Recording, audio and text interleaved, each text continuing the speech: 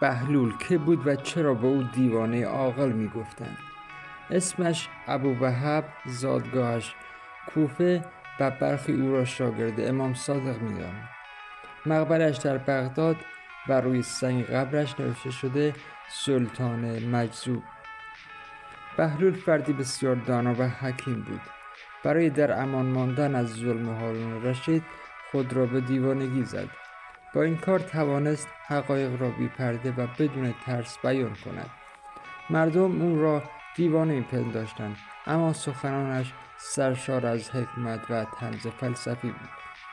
زندگیش ساده بود و مردم را به دوری از تجملات دعوت می‌کرد و حاکمان را به مسئولیت پذیری و عدالت. آموزه‌های او پر از ارزش‌های واقعی مثل رضایت قلبی، اخلاق نیکو و عدالت بود.